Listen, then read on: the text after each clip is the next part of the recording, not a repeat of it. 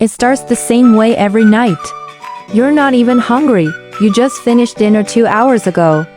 You're lying on the couch, phone in hand, half watching something on TV, and then, out of nowhere, it hits. A pull toward the kitchen that has nothing to do with an empty stomach.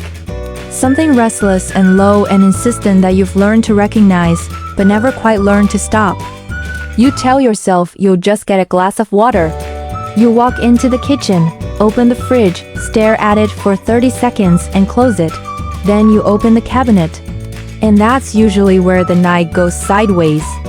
Most people think late night eating is a willpower problem, a discipline failure, something that happens to people who don't try hard enough. It isn't, it is biology. Precise, timed, predictable biology that runs in your body every night whether you understand it or not. And once you understand what is actually happening inside you between 9 at night and 2 in the morning, you will never look at the midnight snack the same way again. This is the story of 3 people who found out the hard way, and one who finally figured out what was actually running the show. Megan, the woman who ate clean all day and fell apart every night. Megan was 31 and lived in Atlanta, Georgia. She was genuinely committed to eating well. She meal prepped on Sundays. She ate salads for lunch. She drank her water. She read labels. By any measure, her daytime eating was disciplined and intentional and something she was genuinely proud of. But every night, somewhere between 10 and midnight, something took over. It started with something small, a handful of crackers, a few squares of chocolate, just a little something to take the edge off before bed. But a handful of crackers became half a sleeve, a few squares of chocolate became half the bar. And then, because she had already broken the seal, she'd open the chips, or the leftover takeout, or whatever was within reach, and eat until something in her settled. She hated herself for it every morning. She'd wake up feeling heavy and guilty and frustrated, eat a disciplined breakfast, and swear tonight would be different. Tonight she'd go to bed without touching anything. She made that promise to herself approximately 200 times in a single year. She kept breaking it. What Megan didn't know was that she wasn't failing because she was weak. She was losing a battle against her own neurochemistry, and she was losing it at the worst possible hour of the day to try to win. What's actually happening at 9:30 p.m. here is the biology Megan never knew. By 9:30 in the evening, your blood sugar has naturally dropped from where it was after dinner. If dinner was a few hours ago and you didn't eat much in the evening, that drop can be significant enough to register as a low-level distress signal in your brain.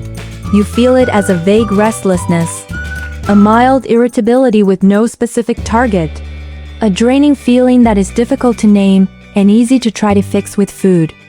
At the same time, your body's natural cortisol rhythm hits a late evening uptick in many people, particularly those who are sleep-deprived, chronically stressed, or operating on irregular schedules. Cortisol is your stress hormone. When it rises in the evening, it amplifies every craving your brain is already producing. Food stops feeling like something you want and starts feeling like something you need. And then comes the dopamine drop. Dopamine is the neurotransmitter your brain uses to motivate behavior. It spikes in anticipation of reward and drops in its absence. By late evening, after a full day of decisions and stimulation and effort, dopamine has been through a lot. Your brain's reward system is running low.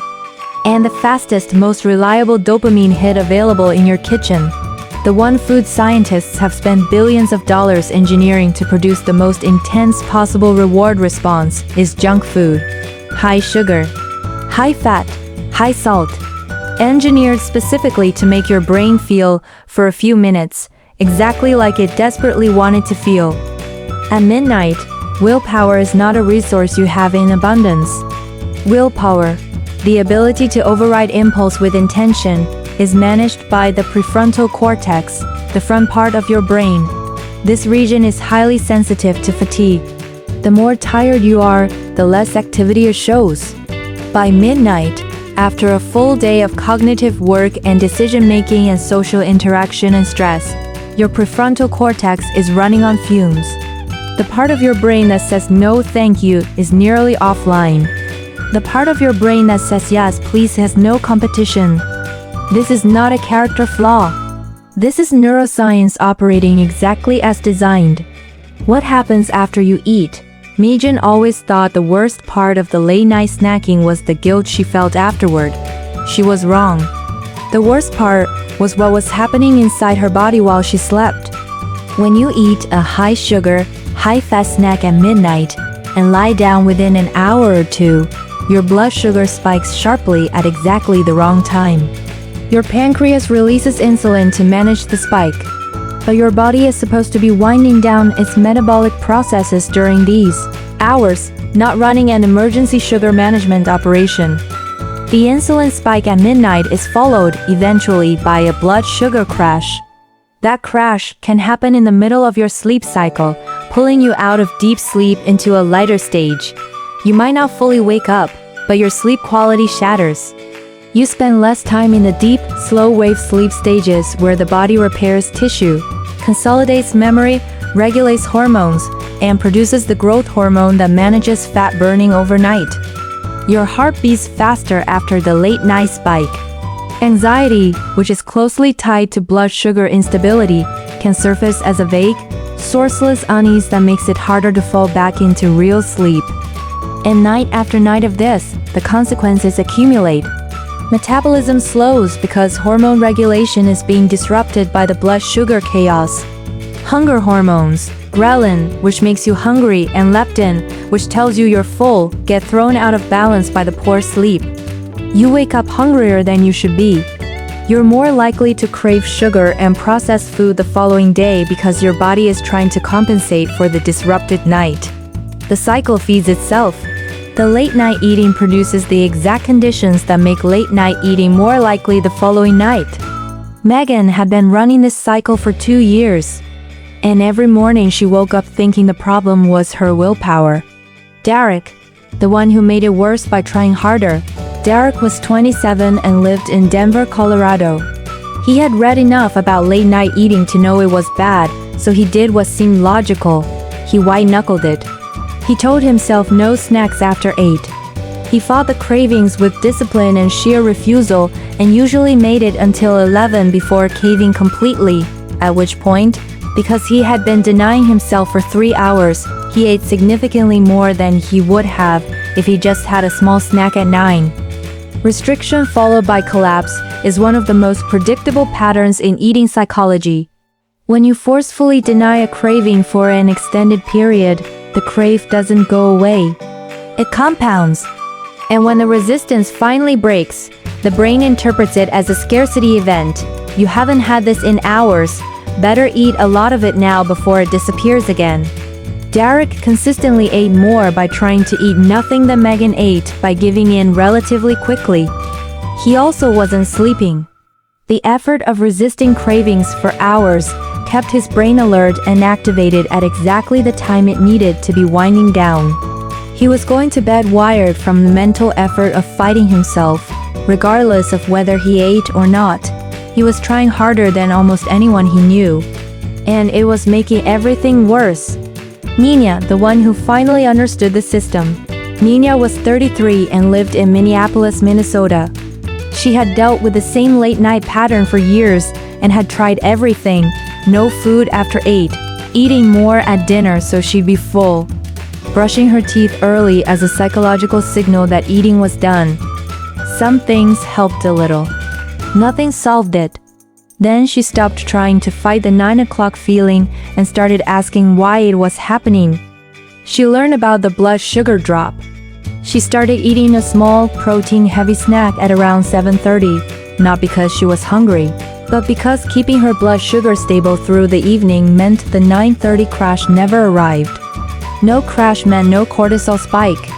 No cortisol spike meant no amplified cravings. No amplified cravings at a time when her prefrontal cortex was exhausted meant the midnight kitchen raids simply stopped happening. She learned about dopamine. She started giving herself a genuine, enjoyable evening ritual that wasn't food. A specific show she saved only for evenings, a call with a friend she looked forward to, a bath, a book. She gave her brain's reward system something else to anticipate, so it wasn't running exclusively toward the kitchen. She went to bed 30 minutes earlier than she had been. Just 30 minutes. The extra sleep made her prefrontal cortex more functional the following evening, which meant she had slightly more capacity to manage the impulses when they came. She didn't white-knuckle anything. She didn't restrict dramatically. She just understood what her body was doing and worked with the system instead of against it. The late-night eating didn't disappear overnight. It faded over about 3 weeks, one slightly more stable evening at a time. By the end of the month, it was no longer something she thought about. Where all three of them ended up, Megan found out about the blood sugar connection through a conversation with her doctor during a routine checkup. She started eating a small high-protein snack in the early evening and noticed within 2 weeks that the worst of the midnight cravings had reduced significantly. She still had the occasional late-night snack, but it was a choice, not a compulsion. That difference, she said, was everything.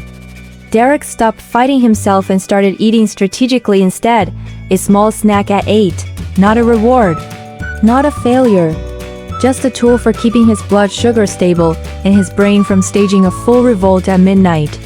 He started sleeping better almost immediately. His morning mood improved.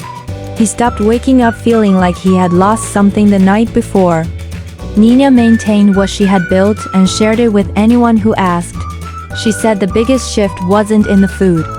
It was in understanding that her body wasn't broken and her willpower wasn't weak.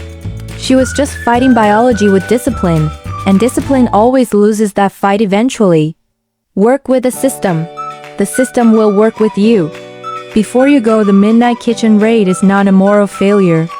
It is a predictable biological event driven by blood sugar drops, cortisol rhythms, dopamine depletion, and a prefrontal cortex that has been working all day and needs to rest. You cannot out-discipline your own neurochemistry at midnight, but you can understand it early enough in the evening to change what happens by the time midnight arrives. Eat something small and protein-rich in the early evening. Give your brain a real reward that isn't food. Go to bed earlier than you think you need to. And stop treating every late-night craving as evidence that something is wrong with you. Nothing is wrong with you.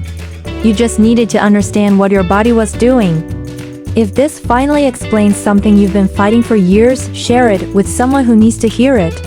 Subscribe for more content that gets to the real reason behind the habits you can't seem to shake. See you in the next one.